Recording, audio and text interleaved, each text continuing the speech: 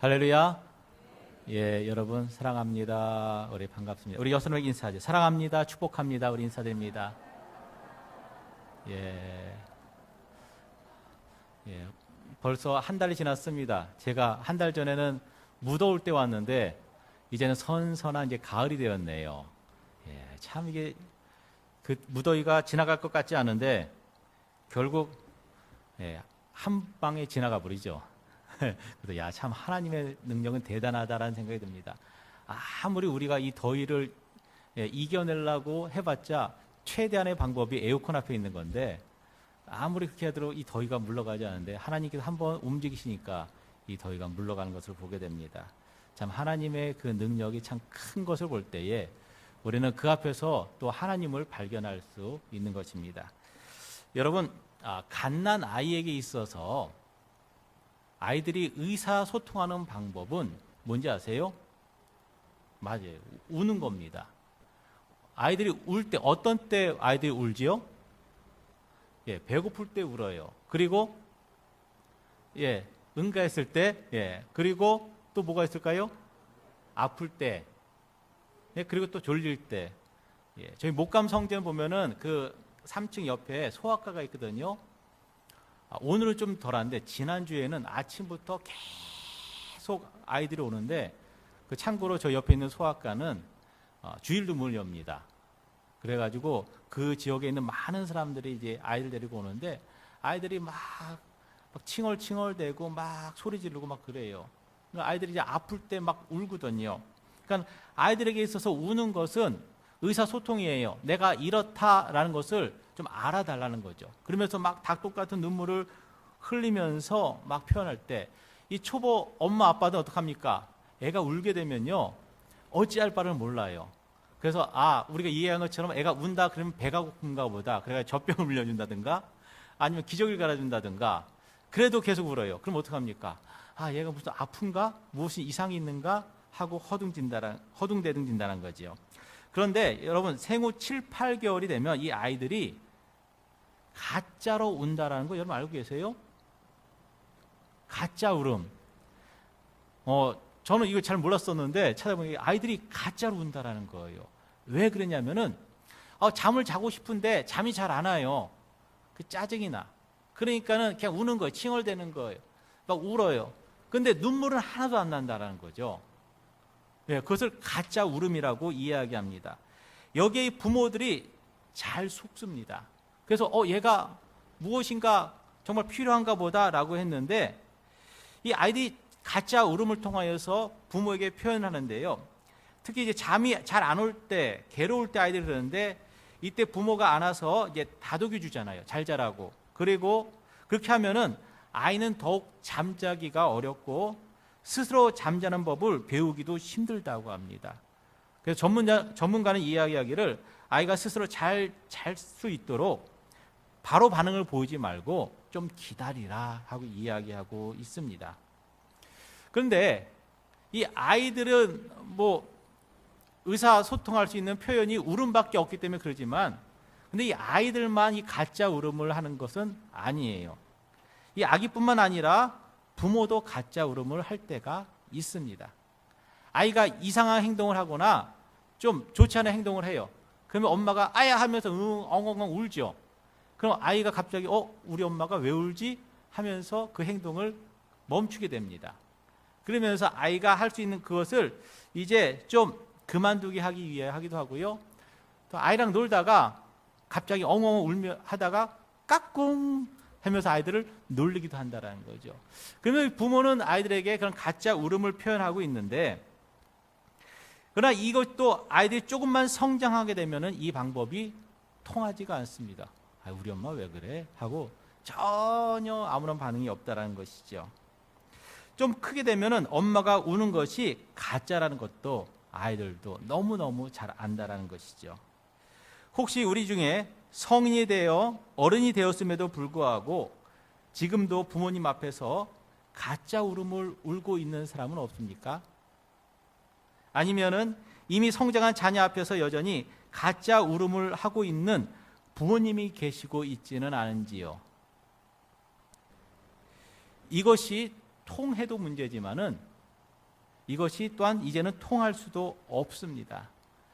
그런데 하나님 앞에서 가짜 울음을 하고 있는 사람들이 있다라고 오늘 성경은 말하고 있다라는 거예요. 울기는 우는데 그것이 진짜 울음이 아니라 가짜 울음, 우는 흉내를 내고 있다라는 것이죠. 오늘 성경 본문의 1절부터 이렇게 말하고 있습니다. 오라 우리가 여호와께로 돌아가자. 여호와께서 우리를 찢으셨으나 도로 낫게 하실 것이요 우리를 치셨으나 싸매어 주실 것임이라. 여호와께서 이틀 후에 우리를 살리시며 셋째 날에 우리를 일으키시리니 우리가 그의 앞에서 살리라. 그러므로 우리가 여호와를 알자. 심써 여호와를 알자. 그의 나타나심은 새벽빛같이 어김없나니 비와 같이 땅을 적시는 늦은 비와 같이 우리에게 임하시리라 하니라. 아멘. 이스라엘 백성들이 뭐라고 고백합니까? 우리가 여호와께 돌아가자. 우리가 하나님 앞에서 살자. 심써 여호와를 알자라고 그들이 말합니다. 이 얼마나 간절한 모습입니까? 이 얼마나 좋은 아름다운 신앙의 모습입니까? 여러분, 이 간절함이 우리에게 있기를 바랍니다. 오늘 우리에게 그러한 간절함이 더욱더욱 날마다 있어야 될 줄 믿습니다. 그런데 오늘 이 성경의 본문 배경을 보면요, 당시 북이스라엘은 강대국 아수르에 의해서 계속 위협과 어려움을 당했습니다. 그러다 보니까는 너무나 아수르가 강하기 때문에 어떻게 하면 이 아수르하고 좋은 관계를 맺을까 그러면서 조공도 바치고 또 잘 보이려고 애썼지만 그것이 잘 되지 않았습니다.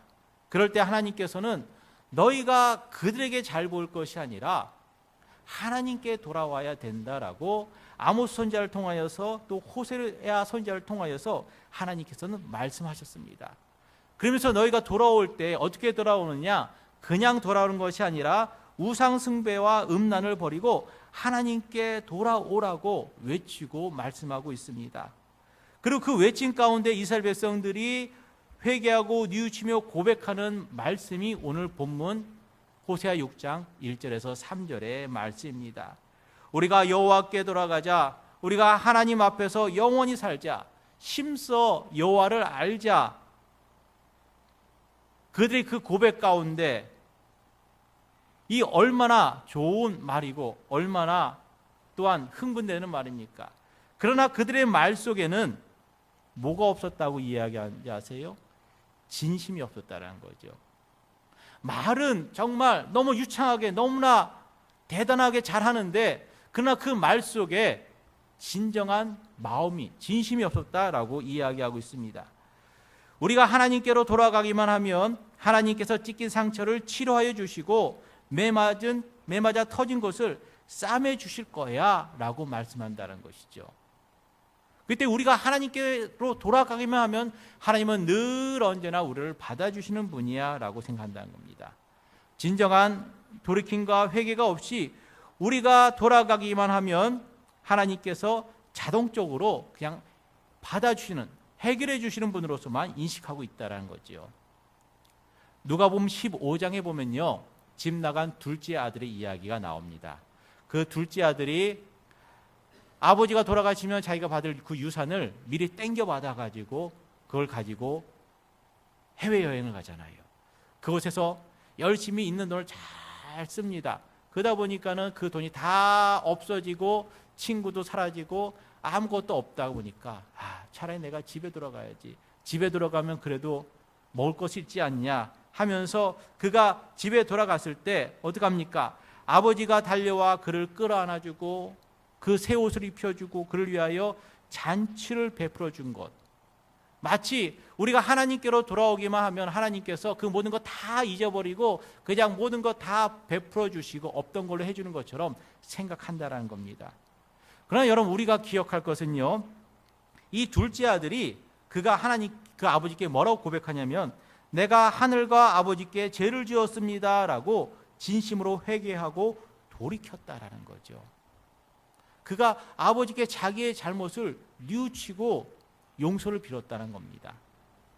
이스라엘 백성들은 하나님께서 어떻게 구원하시는지 구원의 공식을 너무나 잘 알고 있었습니다. 왜냐하면 그 조상 때부터 믿어왔던, 또 하나님이 어떻게 했던 것들을 보았기 때문에, 또한 들었기 때문에 그들은 잘 알고 있었다는 것이죠. 제가 신혼 때에 전세로 살고 있던 그 집에 집주인이 바뀌면서 그 집이 경매로 넘어가게 되었습니다. 어느 날 그 법원에서 경매 통지서가 날라온 거예요. 봤더니 새로 바뀐 집주인이 이제 재산 관리 잘 못해가지고 은행에 빚을 져가지고 이제 부도가 날 위기가 있는 거죠. 그래서 계속 경매 통지서가 날라오는데, 제가 이제 신학생 때였거든요. 큰 아이가 이제 어렸을 때인데, 뭐 어떻게 대처할 능력이 없더라고요. 그 얼마 되지 않은 전세금, 그때가 한 1,500만 원이었었는데, 그것마저 날리고 길바닥에 나가서 있을 수밖에 없는 그런 상황이었는데, 어떻게 하면 좋을까? 그러다가 이 법무사 사무실 찾아가서 또 도움도 구하고, 그리고 인터넷으로 막 두져가지고 주택 임대차 보호법에 대해서 막 찾아보면서 그거에 대해서 이제 어떻게 하면 좋을까 방법을 찾았는데, 그 주택 임대차 보호법 그것을 막 찾고 보다 보니까는 무엇인가 법에 대해서 허점이 있고 한계가 보이더라는 거예요. 그런 초보자인데도 불구하고 이게 법이 다 보호해주지 못하는구나 라는 것을 알게 되었습니다. 제가 살고 있는 것은 이제 단독이 아니라 다세대 주택이었거든요. 그 집에 이제 뭐 1층에 몇 가구, 2층, 3층밖에 돼 있잖아요. 그러다 보면은 은행의 융자보다 이제 늦게 들어와게 되면요, 은행보다 후순위로 밀려납니다. 그럼 그것도 보호도 못 받아요. 그리고 몇 천만 원 이상이 되면은 그것도 보호해주지 않습니다. 그러니까 보호해줄 수 있는 것이 상당히 까다롭다라는 거죠. 내가 이것을 뭐 확정일자를 받았기 때문에 난 괜찮겠지, 아니에요. 한계가 있다는 것을 볼 수 있었는데요. 또 이걸 통해서 뭘 느꼈냐면은 이 법을 잘 아는 사람은 법을 얼마든지 이용할 수도 있겠구나라는 생각이 들더라고요. 그렇지 않겠습니까? 그리고 이 얼마 전에 그 정부에서 주택이 너무 천정부지로 값이 뛰어오르니까 여러 가지 많은 대책을 내놨잖아요. 그렇죠? 그런데 이 전문가들은 그것에 대해서 또 분명히 무슨 삐집고 들어갈 수 있는 틈을 찾고 있지 않을까라는 그런 생각이 드는데, 여러분, 우리가 하나님의 말씀을 아주 잘 알고 있지 않나요? 우리는 지금껏 신앙생활하면서 들었던 말씀이 있고 또 읽었던 성경의 내용들이 있습니다. 그런데 그것을 너무나 잘 알기 때문에 때로는 이리저리 피해가고 또 우리 마음에 담력이 생기지 않았는가, 그런 생각이 듭니다. 믿음의 초신자 때는 작은 일에도 하나님께 죄스럽고 정말 고개 못 들고 벌벌 떨었었는데, 이제는 이것저것 다 알게 된 지금에는 이 말씀 저 말씀을 적용해가면서 또 쏙쏙 피해가고 다니고 있지 않는가. 오늘 우리는 우리 자신을 돌아봐야 될 것입니다. 마치 저녁에 가면은 아침이 오듯이, 때가 되면 비가 내리듯이 하나님께서 주시는 것이 값싼 은총처럼 우리가 여겨진다는 거죠. 우리가 하나님 앞에 다가가기만 하면은 그냥 열리는 자동문처럼, 우리가 자동문 앞에 딱 나가면 어떡합니까? 문이 쫙 열리잖아요. 그런 것처럼 우리가 하나님 앞에 나아가기만 하면은 하나님은 늘 받아주시는 분, 늘 품어주시는 분으로 알고 있지 않는가. 오늘 3절 중반에 보면 말합니다. 그의 나타나심은 새벽빛같이 어김없다라고 말합니다. 우리가 하루가 지나면 그 다음날 또 다시 아침이 오잖아요. 또 태양의 빛이 뜨지 않습니까? 그런 것처럼 하나님은 늘 어김없이 우리 가운데 늘 빛을 비춰주시는 그런 분으로 여긴다는 거예요. 마치 자녀들이 엄마는 그냥 뭐든지 다 해주시는 분으로, 다 그러신 분으로 여기는 것처럼 하나님께 대해서도 이번에도 어김없이 용서해 주시는 분이야 라고 생각한다는 거죠. 물론 하나님께서는 용서해 주십니다. 그러나 우리가 말뿐인 고백으로 마음에도 없는, 삶의 변화에도 없는 가장된 이 회개에 하나님은 속지 않으신다는 거예요. 여러분, 우리가 눈물 몇 번 흘렸다고 해서 또 금식했다고 해서 그렇게 열리는 자동문이 아닙니다. 회개는 실천이 있어야 됩니다. 순종이 있어야 됩니다. 그리고 삶의 변화로 열매를 맺어야 됩니다. 내가 언제나 돌아가면은 언제든지 회복될 수 있다는 그 자신감 때문에 마치 우리는 내가 회전문에 들어간 것처럼 그 자리만 빙빙 돌고 있다라는 것을 우리는 깨닫지 못하고 있다라는 거예요. 우리가 어느 건물에 들어갈 때에 자동문이 있고 회전문이 있습니다. 회전문이 어떤 것인지 아시죠? 쫙 들어가면 어떡합니까? 들어갈 때가 있고 나올 때가 있어요. 근데 나올 때를 타이밍을 놓치면은 들어간 곳으로 도로 나올 때가 있어요. 여러분, 오늘 우리가 회전문을 들어가 가지고 그 자리에서 빙빙 맴돌고 있다라는 거죠. 그것은 절대로 회개가 될 수가 없습니다. 그런데 우리는 마치 그 안에 들어감을 통하여서 무엇인가 회복되었고 해결되었다라고 생각하고 있다라는 것이죠. 여러분, 이 말에 대해서 여러분 무엇이 생각납니까? 무슨 생각이 들고 있습니까? 내가 얼마나 열심히 신앙생활하고 있는데 내가 하나님께 예배드리고 11조로 봉사로 우리가 이렇게 하고 있는데, 그럼 과연 하나님께서 원하시는 것은 무엇일까? 하나님께서는 여러분에게 무엇을 원하고 계신다라고 여러분은 생각이 드십니까? 며칠 전 인터넷 보니까 일본인 우익단체 대표가 타이완에서 그 설치된 위안부 동상에 발길질하는 것이 영상에 잡혔어요. 그것을 본 이 대만 사람들이 아주 분을 일으키면서 많이 그 분노를 샀었는데, 우리나라뿐만 아니라 이 대만에서도 이 위안부의 아픔을 가지고 있고 또한 그러한 상처가 있습니다. 참 우리나라가 일본과 해결되지 않은 그런 많은 문제 가운데 하나가 2차 세계대전 당시 강제 동원된 일본군 위안부 피해자에 대한 문제입니다. 일본은 1965년에 한일 국교 정상화 과정에서 이미 매듭이 지어졌다라고 주장하고 있습니다. 그때의 일본 정부가 우리나라에 경제 협력 자금으로 5억 달러를 제공했거든요. 그리고 몇 년 전에는 위안부 피해자들을 지원하는 목적으로 재단을 설립하는데 10억 엔의 지원금을 지급을 했습니다.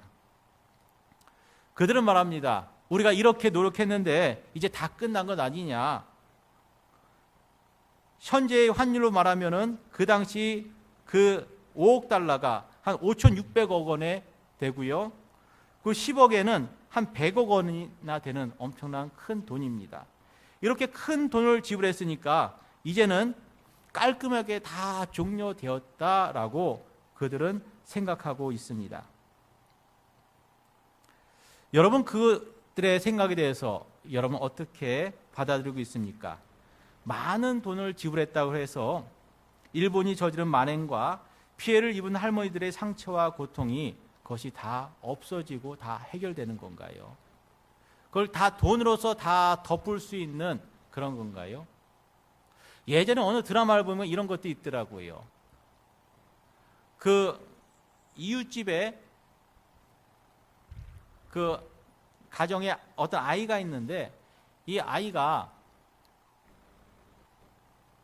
너무너무 예쁜 거예요. 근데 자기 가정에는 아이가 없어요. 그래가지고 그 아이를 몰래 맛있는 거 사줄게 데려가서 몰래 버립니다. 드라마 이야기예요. 아시죠? 예, 드라마. 예. 예, 버렸어요. 그리고 그거에 대한 죄책감을 갖고 있어서 아이를 잃어버린 그 집에다가 이 사람이 너무나 잘해주는 거예요. 그러면서 때가 되면은 뭐 선물도 사주고 먹을 것도 갖다 주고 그러면서 자기의 그런 잘못된 예전에 그 아이를 버렸던 그 죄에 대한 보상으로 그것을 그 이웃집에 잘해줍니다. 근데 여러분, 이렇게 잘해준다 그래서 그것이 다 해결되고 그 상처받고 아이를 잃어버린 그 부모에게 진정 위로가 될 수 있을까요? 여러분 어떻습니까? 여러분 그것이 정말 위로가 됩니까? 오늘 일본은요, 사죄와 보상을 착각하고 있는 거예요. 우리가 이렇게 물질로서 다 해결해 줬으니까는 다 끝났다. 이제 다 끝났다라는 거예요. 근데 그들은 가장 중요한 것을 하지 않아요. 뭐죠? 사죄예요. 인정하지 않죠. 다시 성경을 들어와서 여러분, 오늘 우리가 하나님 앞에 열심히 예배드리고 섬기고 출석하니까 모든 것이 다 해결됐겠지. 내가 하나님 앞에 이렇게 잘 나오고 있는데, 하나님께 헌금 생활을 잘하고 있는데 하고 우리가 생각하지 않을까요? 그러나 하나님께서 원하신 것은 과연 무엇일까? 진심으로 고백하지 않으면은 그것은 진정한 회개가 될 수 없다라는 거예요. 6절에 이렇게 말하고 있습니다. 우리 같이 읽어볼까요? 6절입니다. 시작. 나는 인애를 원하고 제사를 원하지 아니하며 번제보다 하나님을 아는 것을 원하노라. 아멘. 우리가 드리는 수많은 예배보다, 우리가 드리는 헌금보다 더 중요한 것이 있다라는 거예요. 그것이 뭘까요? 하나님을 향한 진실한 사랑입니다. 하나님과의 깊은 사귐입니다. 그것이 더 우리에게 필요한 것이죠. 그것이 더 소중한 것입니다. 여기 남자분들이 계시는데, 남자들이요, 여자의 마음을 아십니까? 웬 뜬금없이 웬 여자의 마음인가? 10개를 물속은 알아도 1개를 사람의 마음속은 모른다는데, 여자의 마음은 더 모르는 것 같아요. 10개 이상이 되는 것 같아요. 여러분 살다 보면요, 부부 가운데 뭐 말다툼을 할 수 있고 뭐 의견이 다를 수가 있잖아요. 그렇죠? 그럼 분위기가 싸하게 됩니다. 그런데 같이 뭐 식탁에서 밥도 먹고 같이 웃으면서 텔레비전을 보면요, 다른 사람은 모르겠어요. 저는 그래요. 아, 이제 풀어졌는가 보다, 이제 다 해결됐는가 보다 하고 생각했거든요. 근데 그게 아니라면서요. 아니에요? 왜 아닐까? 예, 근데 아니라고 하더라고요. 예. 아니, 같이 밥을 먹는데, 같이 막 재밌는 거 보면 막 웃잖아요. 그러면은, 아, 이제 다 풀어졌으니까 다 해결됐다라고 생각을 하는데, 아, 그게 아니다라는 것을 볼 때에, 여러분, 그건 남자들의 착각이라는 거죠. 그럼 여러분은 하나님 아버지의 마음을 알고 계십니까? 하나님의 마음을 알고 계십니까? 이스라엘 백성들은요, 하나님을 잘 안다고 생각했어요. 그래서 내가 이렇게 하면 하나님은 또 이렇게 하시는 분이야 라고 너무나 잘 알고 있다라고 생각했습니다. 또 몇 가지 지식과 경험을 가지고 그들은 내가 하나님에 대해서 내가 알고 있지, 내가 잘하고 있어 라고 생각한다는 것이죠. 그러나 하나님이 정말 알기를 원하시는 것은 하나님에 대해 몇 가지 정보를 수집하는 것이 아닙니다. 하나님을 아는 것은 하나님께 나아가 하나님과 인격적으로 만나고 사귀는 것, 그것이 정말 하나님을 아는 것입니다. 우리는 마치 착각하듯이 하나님에 대해서 잘 알고 있다라고 생각한다는 거예요. 그러나 오늘 이스라엘 백성들이 호세아 8장 2절에서 말하기를 나의 하나님이여 우리 이스라엘이 주를 아나이다. 하나님, 우리가 하나님을 압니다라고 그들이 말할 때에 하나님께서 그들에게 뭐라고 대답했냐면 호세아 8장 3절에 이스라엘이 이미 선을 버렸으니 원수가 그를 따를 것이다 라고 말하고 있습니다. 너희가 나를 안다고 말하고 있지만 너는 이미 진작에 선을 버렸다, 거룩함을 버렸다라고 말합니다. 그래서 원수가 너희를 따를 것이다. 여러분, 하나님을 안다라는 것이 과연 무엇일까? 하나님과의 깊은 사귐, 하나님의 깊은 교제가 우리 안에 있어야 될 줄 믿습니다. 그런데 그 교제인데 그 안에 진심이 없어요. 그러면은 그것은 잘못된 사귐이고 잘못된 관계겠죠. 오늘 하나님께서 찾으신 것이 무엇일까요? 오늘 우리가 순진한 마음으로, 열린 마음으로 정말 우리의 그 모든 것들을 다 하나님 앞에 보여드리고 하나님 앞에 나아가고 있습니까? 아니면 무엇인가 나의 필요한 것들은 깊숙이 숨겨두고 내가 그때그때 필요한 것만 하나님 앞에 나아가고 있지는 않습니까? 여러분, 우리는 어떤 눈물을 흘리고 있습니까? 그 눈물은 가짜입니까? 아니면 진심이 담긴 눈물입니까? 우리가 머리로서만, 생각으로서만, 때로는 말로써, 구호로서만 내가 여호와께 돌아가겠습니다, 내가 하나님 앞에서 열심히 살겠습니다, 힘써 여호와를 알겠습니다라고 하며 그 자리에서 맴도는 것이 아니라, 마치 회전문에서 빙빙 도는 것이 아니라 이제는 진심으로 우리가 하나님께 돌아가야 될 줄 믿습니다. 거룩함으로 하나님 앞에서 서기를 주님의 이름으로 축복합니다. 그래야만 우리가 하나님 앞에서 제대로 살 수 있습니다.